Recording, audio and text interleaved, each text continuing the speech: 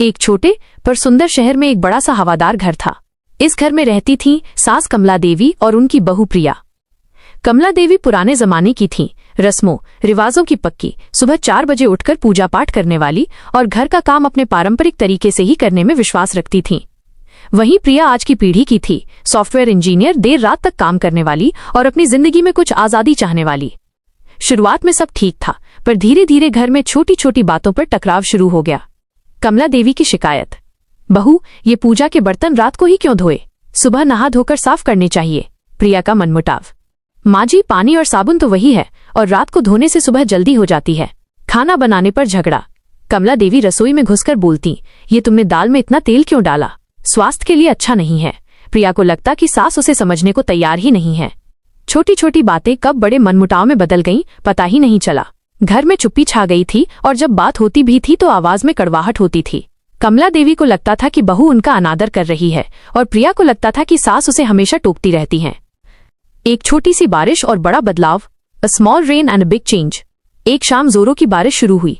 कमला देवी सीढ़ियों से उतर रही थीं कि अचानक उनका पैर फिसला और वो गिर पड़ी। उनके पैर में काफी चोट आई। प्रिया, जो अपने कमरे में काम कर रही थी, आवाज सुनकर भागी। उसने बिना एक पल गवाए अपनी माँ का पुराना दुपट्टा फाड़कर पट्टी बांधी, टैक्सी बुलाई और तुरंत उन्हें अस्पताल ले गई। डॉक्टर ने बताया कि पैर में फ्रैक्चर है और कमला देवी को 6 हफ्तों तक बेड रेस्ट करना पड़ेगा। अगले 6 हफ्तों तक प्रिया ने एक पल के लिए भी अपनी सास को अकेला नहीं छोड़ा। वो सुबह जल्दी उठकर उनके लिए गर्म पानी रखती, अपने दफ्तर के काम के बीच ब्रेक लेकर उन्हें दवाइयां देती और अपने हाथों से उन्हें खिचड़ी खिलाती। जब कमला देवी दर्द से कराह रही थी तो प्रिया पूरी रात उनके सिरहाने बैठी रही, उनके माथे पर प्यार से हाथ फेरती रही। इस सेवा भाव ने कमला देवी का दिल छू लिया।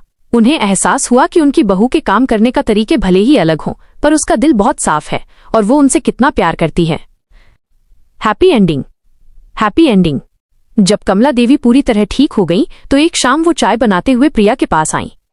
उन्होंने प्यार से प्रिया के कंधे पर हाथ रखा और माफी मांगते हुए बोली, प्रिया मुझे माफ कर देना, मैं तुम्हें समझने की बजाय हमेशा तुम्हें टोकती रही। मैंने देखा कि तुम कितनी अच्छी हो, कितनी जिम्मेदार। मैं तुम्हारी आजादी की दुश्मन नहीं बनूंगी, बस तुम कभी कभी मेरी पुरानी बातें भी मान लिया करो। प्रिया की आंखों में आंसू आ गए। उसने अपनी सास का हाथ पकड़ा और कहा, माँ जी मुझे भी माफ कर दीजिए, मैंने कभी आपके अनुभव का सम्मान नहीं किया।